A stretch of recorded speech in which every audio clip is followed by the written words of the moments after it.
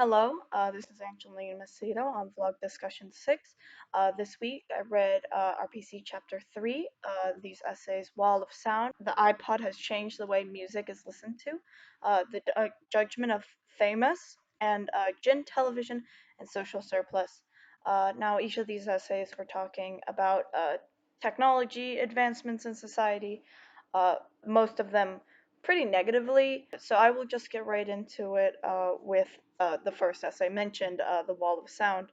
This was a critical essay on how iPods are used, specifically digital music, and the author argued that it creates barriers, brings up like a story about students listening to their own music while, doing work at a library.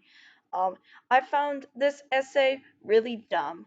I didn't like it. It just felt very negative towards technology, and of course, technology has good and bad stuff to it. But the fact that it keeps bringing up is that it creates barriers. I believe that a lot of technology is actually very good at creating solidarity and groups between people. He brings up mockingly all these subcategories and genres of music that people listen to, but however, I think those subgenres, lead to groups and people becoming friends over listening to a certain something. And also, it reminded me way back when of a picture on a subway or train, all with their faces in newspapers. So, throughout society, of course, we are social creatures, but we are also creatures who like to, have our own space and own time. And so, with iPods, of course, it's much more visible, but of course, newspapers are visible too. Yeah, this just essay bothered me a lot. It didn't do a well of jumping between an intellectual and conversational narrative. It almost felt mocking towards the reader. There was actually a time where I had to look up the name because I couldn't tell if it was supposed to be a satirical comment or it almost lingered on sexist about girls listening to boy bands. So yeah, just not my thing. Very wordy. Did not like it. I'll talk next about the Judgment of Famous, which of course is a uh, connected with the Egyptian king, famous, who receives wisdom from an Egyptian god.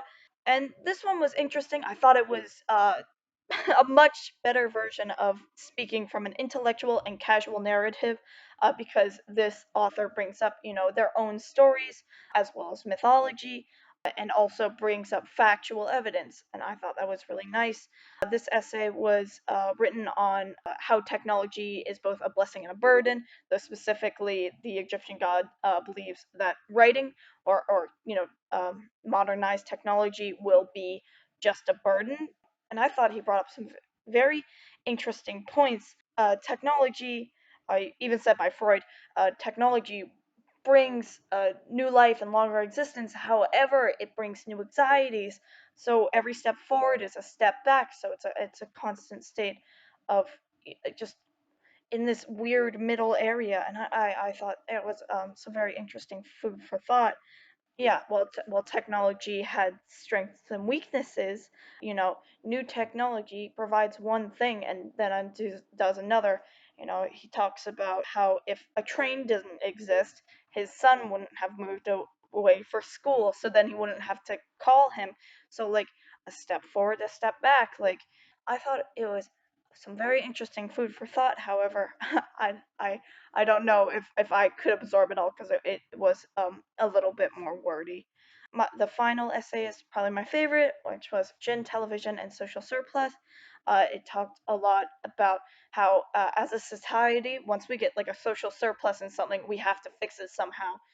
Specifically, in the beginning, the author brings up how there was a huge dilemma when rural became urban, so people just began drinking into a stupor for a whole generation, and then as soon as they got out of it, realized that gin probably wasn't the best thing in the world, and how we're kind of in that phase with computer technology, specifically television.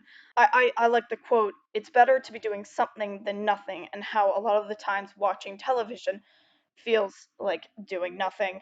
Another quote, because if people knew what to do during a surplus, with reference to existing social institutions, there wouldn't be a surplus. So that's talking about, how we have grown as a society, but we don't know what the growth is going to be yet, or how to like know what's the surpluses. I thought this was a very interesting topic, and I'm getting close to 6 minutes, so I will wrap up. But overall, uh, these essays were fine. I think this has been my least favorite week. So two of these essays were very big, very wordy.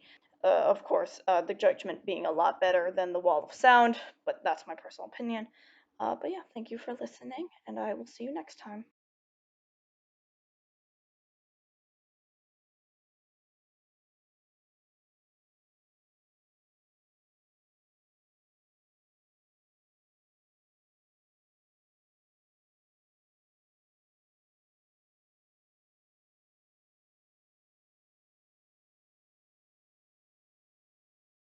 Far